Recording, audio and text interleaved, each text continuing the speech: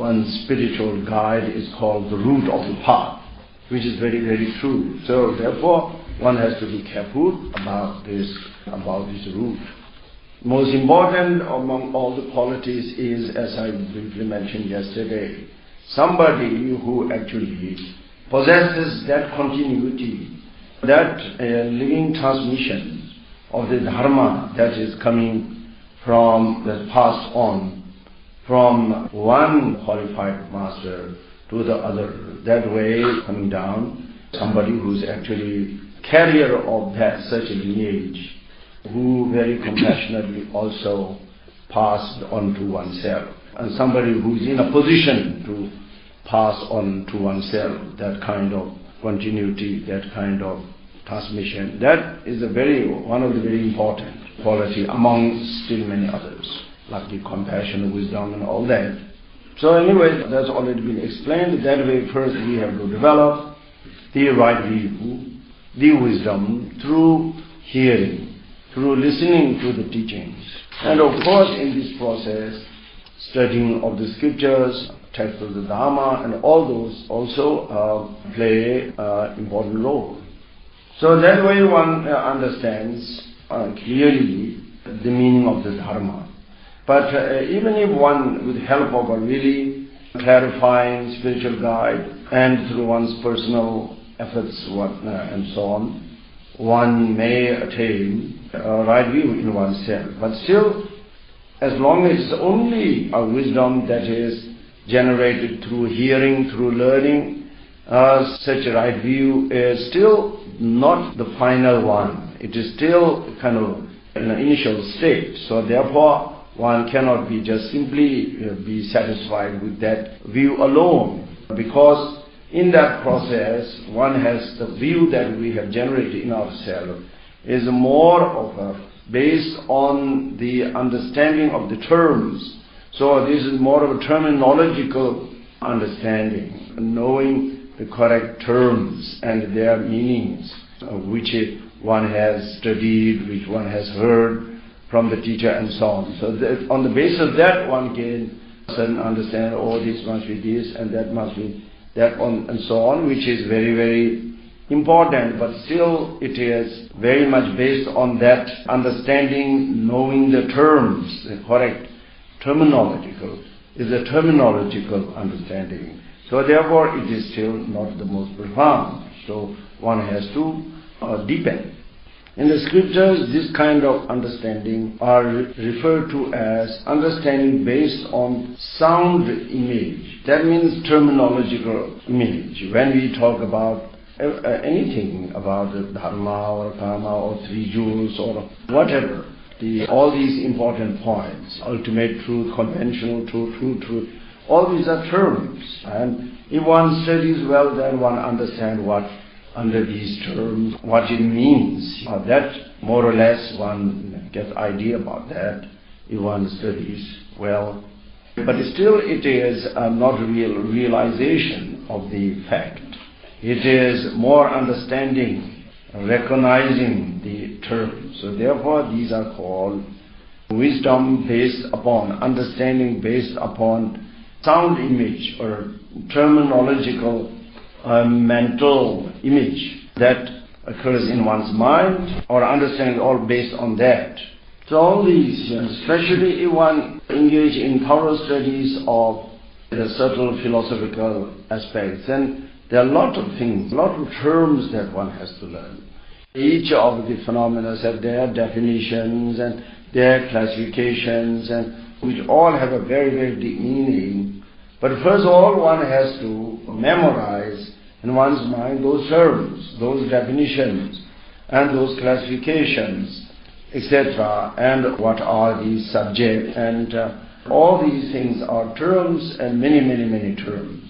One can make also mistakes about these terms, or one can follow them, understand them correctly, but everything is terms, a lot of terms that we have to keep in our mind. And so therefore our understanding is based on that correct kind of recording, correct knowledge of or recognition of these terms, those definitions and those subjects and whatever they are, recorded in one's mind. That is what happens with the first wisdom through learning, wisdom through hearing. So therefore, if somebody has a lot of knowledge about such terminological level and knowing by heart a whole lot of, can identify a whole lot of things, it is still not completely 100% stable. This can disappear.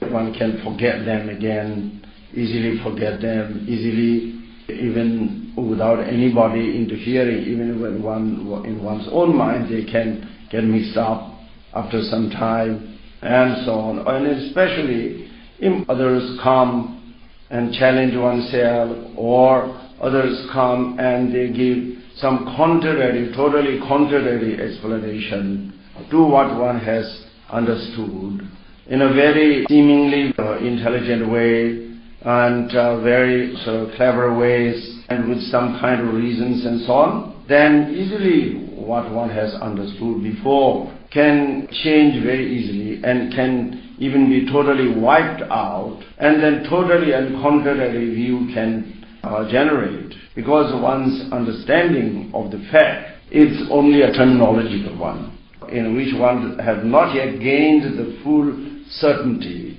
let alone direct experience. Even a full certainty in one's own mind has not gained, so therefore it is challengeable. It can be changed altogether by contrary influence or explanations or whatever. So therefore, that alone is not reliable. One thinks that one is understood everything, one is in agreement with everything, but then someday, some other time, somebody else comes and gives some explanations sounding very clever, very convincing, and like that even though one's own view was correct, but then one cannot maintain it, because it is not deep enough. There is not individual real experience or deep conviction has not yet taken place. So therefore, it can be overwhelmed by or changed by some other views. For example, some point like the fully enlightened in one of the fundamental point is there is no permanent or independent identity of the self or something like that, which is so logical, so meaningful.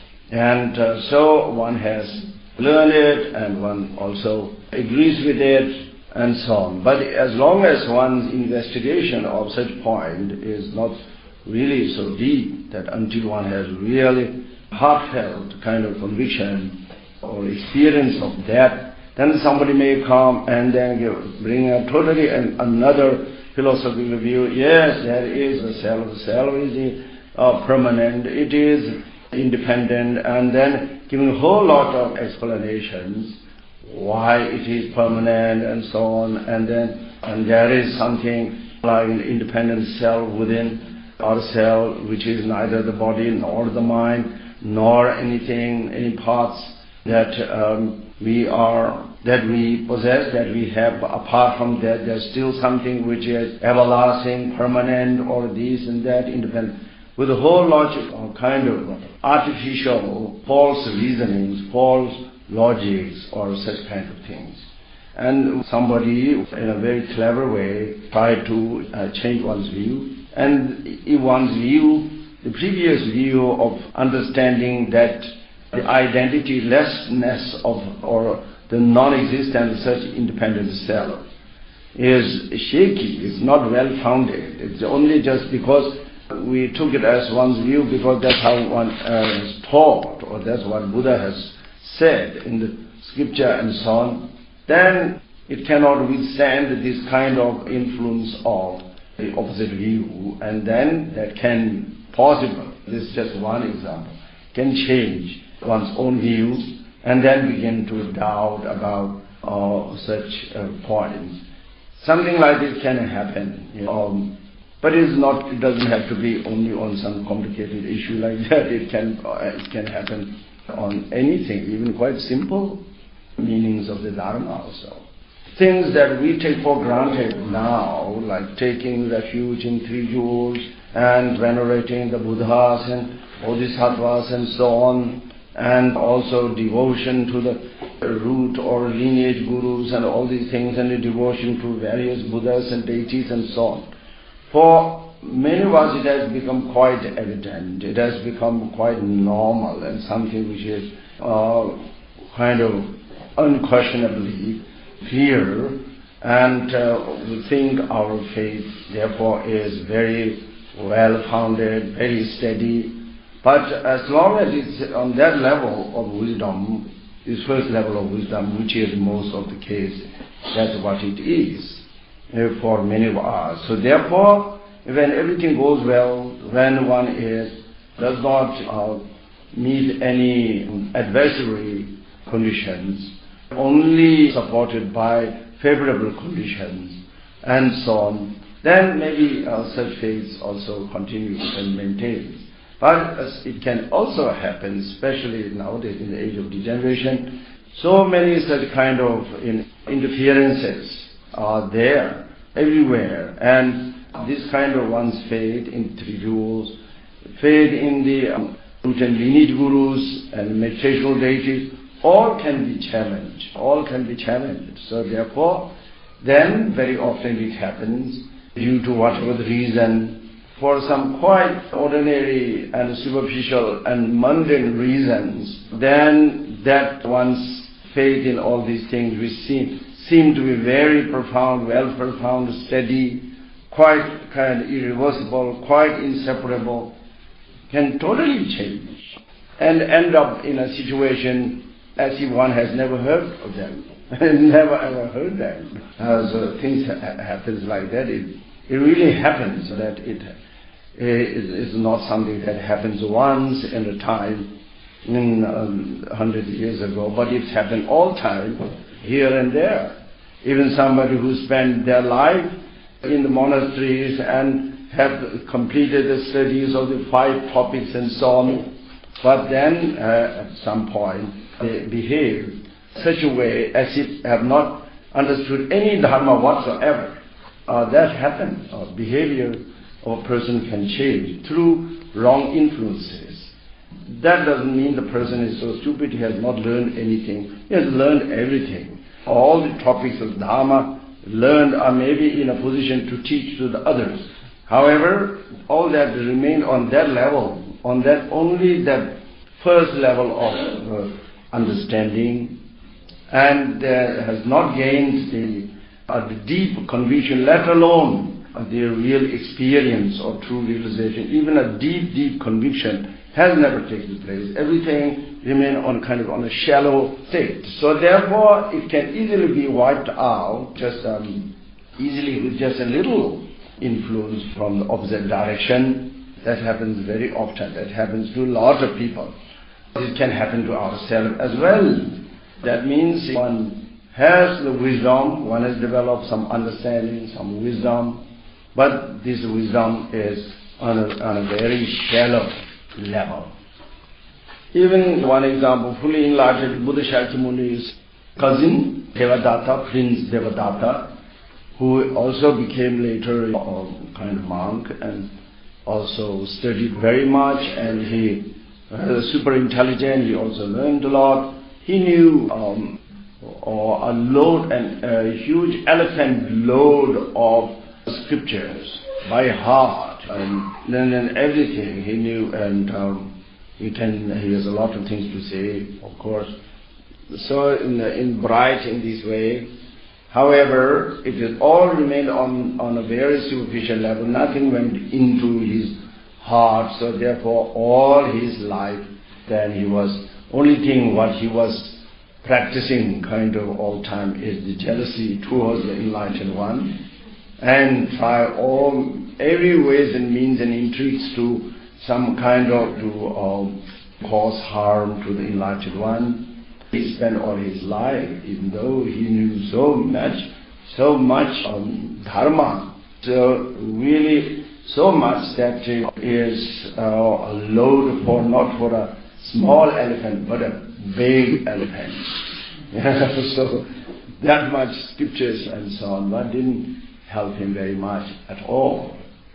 Until he took, at the last when he was dying, took refuge in the three jewels.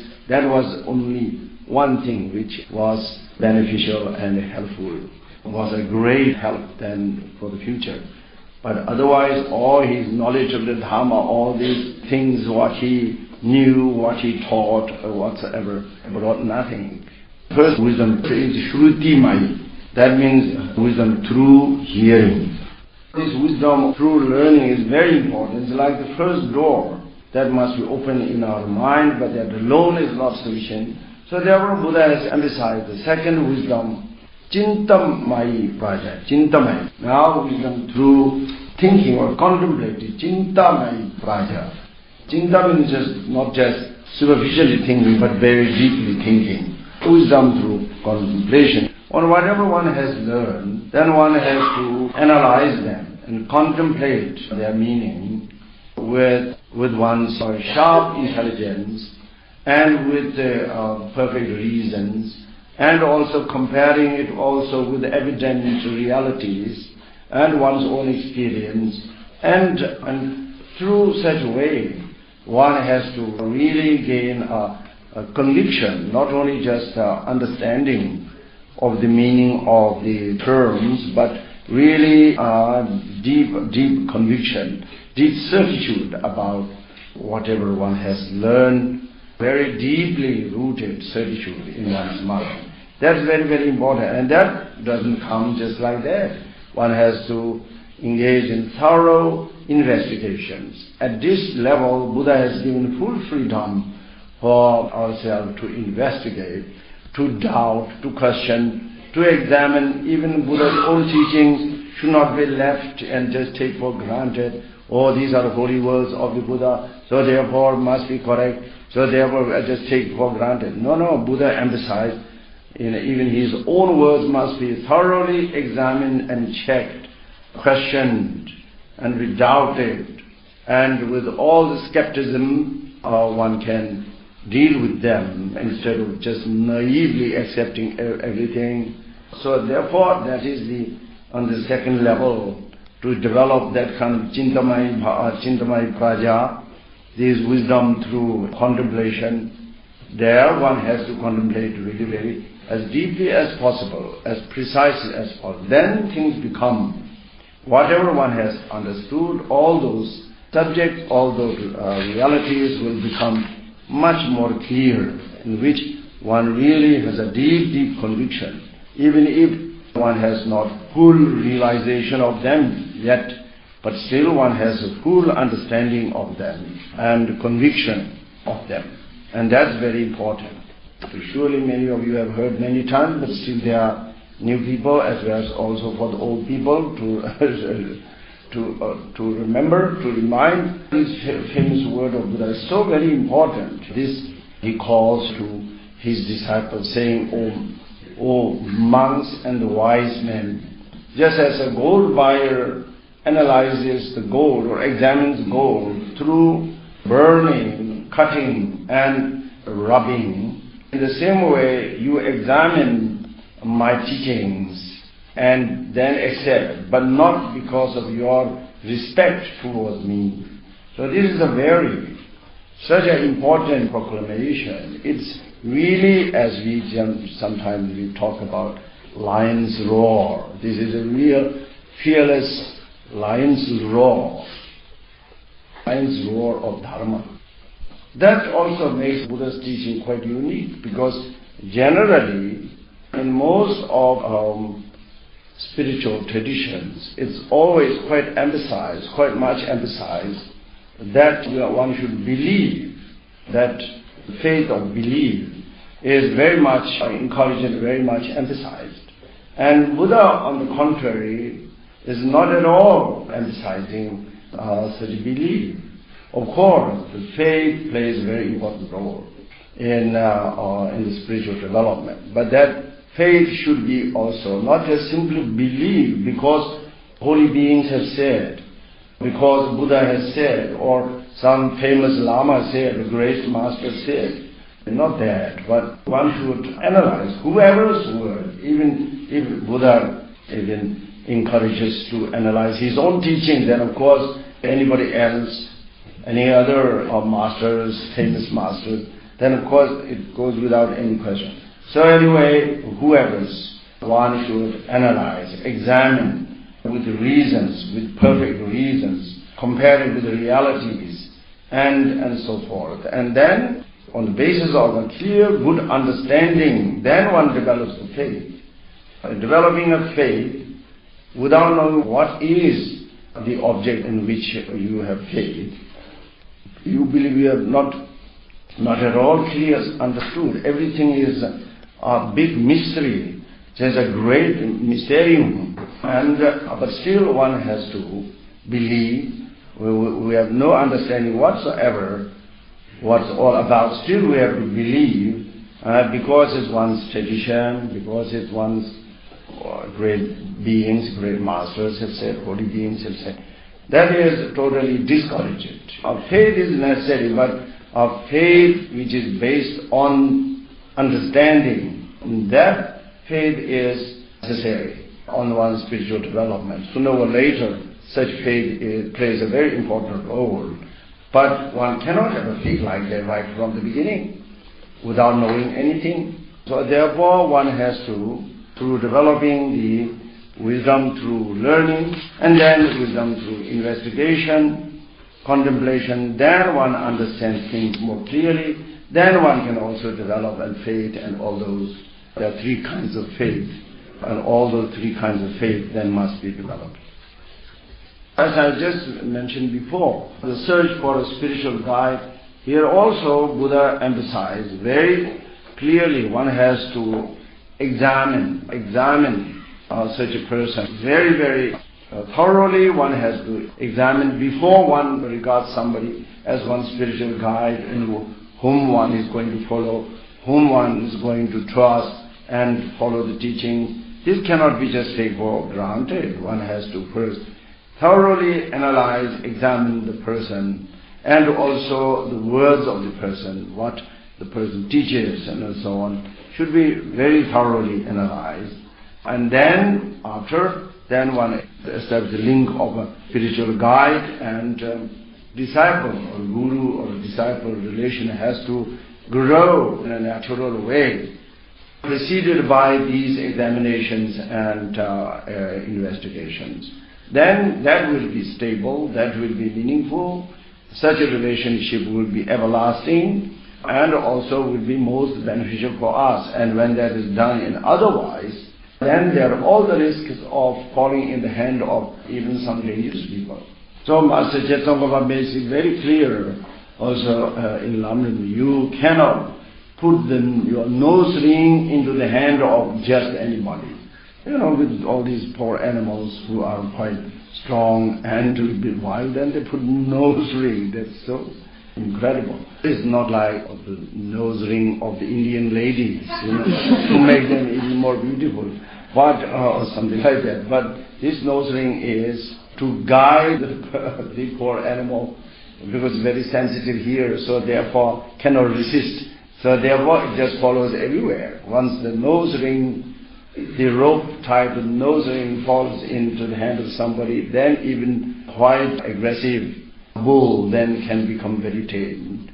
And because this is very sensitive here, so that way they are taken here and there, and there is every danger that someday they are taken also to the slaughterhouse. That's how they are done. So because the nose ring is fallen into the hand of a wrong person. So in the same way, on our spiritual journey also, one's nose ring should not be given in the hand of just anyone. Otherwise, instead of guiding towards the liberation or whatever, enlightenment and so on, one can directly end up both in the unfortunate realms. So therefore, Buddha emphasized very much the investigation, the examination of teacher, teaching, everything, including his own teaching. This passage will very often be quoted. Sometimes we don't know from where comes this passage. Actually, this passage is found in the collection of the Theravada teachings, Anguttara Nikaya, There is exactly this passage, and the same passage you find them also in the Tattva Sangra, I think, in the great Tantra. The same passage also comes. So it is a very well-spoken words of the Buddha which are found in many of these important original sources. It is also quoted in Precious Master Jethongapa and so on, and there the source is mentioned, one Mahayana Sutra, I think is Rashtrapala Pratipacha Sutra. But there are many versions of it. In some of the versions that we have, doesn't have that verse. Look through the whole, I couldn't find it. But there are many versions of these sutras. So surely some version of that sutra, Rajpala Paripacha Sutra, in the chapter of the truth savior or something like that, should be this verse also. But there, in some version, one doesn't find it. But surely it exists in other versions of the same sutra. Rajpala Paripacha Sutra. Some sutras that we have in Tibet came directly from India. Some sutras, or the same sutras, also came through China. First translated Chinese, then from Chinese to Tibet. There are a whole lot of sutras which are translated from Chinese, and a whole lot of sutras that are translated from Sanskrit direct to Tibetan. So between those sutras there are sometimes little bit differences. Basically same, but sometimes little differences. However, as I said before, it exists in the Theravada collection of the sutras, where it exists the same verses. The gold example is not to mention, but otherwise it's just the same. Oh, wise men and monks, you analyze my teachings thoroughly and or threefold or something like that, and then accept, but not because of your respect towards me. And these are there in Pali language. Theravada teachings all in Pali language. So in Pali language it exists in Sanskrit, in Tibetan, in the great Tantras. So it is a very well-known Buddha's words. Buddha emphasizes to not only live at the level of the first wisdom, but develop the second wisdom, which born out of a deep reflection, deep contemplation and analysis. And that is also corresponds to the proper way of approaching the phenomena. It exists in general in the phenomena. There are three levels of phenomena. The evident phenomena, which is that you can even touch and see, you don't need any special know them, all these things, all these objects of senses that are around ourselves, that you can feel, you can touch, you can taste and so on. And also there are certain things that also you can understand quite well only through studying, only through listening also. You can understand a whole lot of them. But then there are things which are more complicated and deeper and more subtle. Then it has to come through analysis, through reasoning. That one has to understand. There's not possible to understand it directly with one's capacity of direct perception, which is very limited. So therefore one depends upon understanding them inferentially, based on reasonings. So therefore there are a whole lot of things. All the important part of the phenomena belong to this category. All those, because all those important things are not necessarily something that you can touch or you can smell, something that you have to understand through using your intellect, through using your mind. Our mind also, the direct perception is very weak, so therefore we have to use a lot of our conceptual mind, our intellectual mind, we have to use our intellect to understand, and which are always based on reasons. Through the proper reasonings, then we understand things correctly. If we use wrong reason, our understanding result will be also not adequate. If one uses the right reason, perfect reason, then on the basis of those reasons we will understand the object more correctly, more clearly. So anyway, all these important points one depends upon contemplation and analyzing with perfect good reasons. On this level, we have to understand first all the points of the Dharma before coming to the direct realization. The wisdom through learning plus the wisdom through contemplation, analysis, then one can attain really certitude, certain understanding, deep convictions and understanding about many important points. But then the question is, if that is sufficient, and it's still not, because it is still an inferential understanding. It is still understanding based on one's conceptual mind. In other words, it's the intellectual understanding. It is an understanding which is particularly subject to the people with really sharp intelligence, intellect. So that way, using such intellect, they can understand a whole lot of things. And all these are mental, intellectual, conceptual understanding, which can be sometimes wrong, but it can be also very right and corresponding exactly to the reality of the phenomenon. So that this kind of view, through contemplation, through such analysis, that one should attain. But still, as I said before, it's a conceptual understanding. It is still not a direct perception of the object, not direct realization of the object, not direct experience of the object, more direct more an understanding, correct understanding of the object with the help of concept. The concept, that is some kind of mental image. Some kind of mental image that corresponds to the actual, very similar to the object itself. It corresponds to that. If it is really a correct inference, that it is not a direct experience of the object. It is understanding, having a clear picture of that, corresponding exactly to the reality itself in one's mind. So it is one's own mental experience of one's own mind, experiencing that mental image, that concept, is what one has at this moment has generated in one's mind. So it is not the reality itself, but is something very similar to that. It's like a picture of that. So therefore it's called meaning image. Meaning means meaningful. That means that it corresponds to the actual meaning, that actual object. So it is very close to that. So therefore meaning image is not the actual subject, but it is an image of that. A mental picture of that we get. And when it is a really correct one, then it's very close. One can already say that one has understood. One may not directly experience, but one fully understood. That's very important to gain this wisdom or this view through contemplation. This chintamai praja is very important. It is still not the ultimate kind of knowledge or wisdom. One has to deepen still.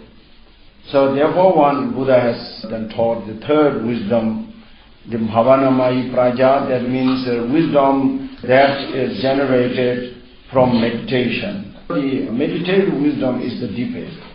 But one cannot just get there like that. The first one develops the wisdom through hearing, then wisdom through contemplation, and then finally wisdom through meditation.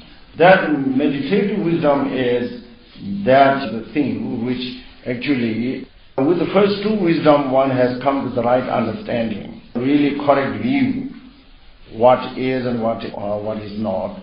But then, in order to really have a deep experience of all these things, not only deep conviction and understanding and all that, but really experiencing, just as we are experiencing whole lot of objects in our life. We are experiencing suffering, we are experiencing happiness, we are experiencing all kinds of things, joy and so on. In the same way, like that, we have to experience all these subtle reality also in a way that is really born out of in one's own mind. That reality, that thing actually becoming like really a part of our own mind, integrating with our mind, and that way coming in direct contact, direct in union with the object, and that is what is brought, the kind of understanding, that close encounter with the objects is only brought through the wisdom of meditation and not by any other levels of wisdom. Then one has to move the next. So before we go on talking, we shall move to the next. Now we do short meditation. During the following days we will touch the subject of our meditation more precisely. Until now I've been explaining the necessary and very necessary understanding what one actually needs in order to engage in any practice of meditation. We do a short silent meditation, and even if most of you have also something to meditate upon. But if there are some newcomers, first of all, it is said by the great masters, meditation begins first on the observation of one's mind. One should observe the state of our mind, in what state one's present mind is found. So that to observe. Is it a peaceful state, or it is a very agitated state, or in a state of desire, or in a state of suffering, or some kind of excitement, or some kind of dislike, or whatever. There are many different states of our mind. Our mind is always in some kind of state, or is in quite an empty state, whatever it is.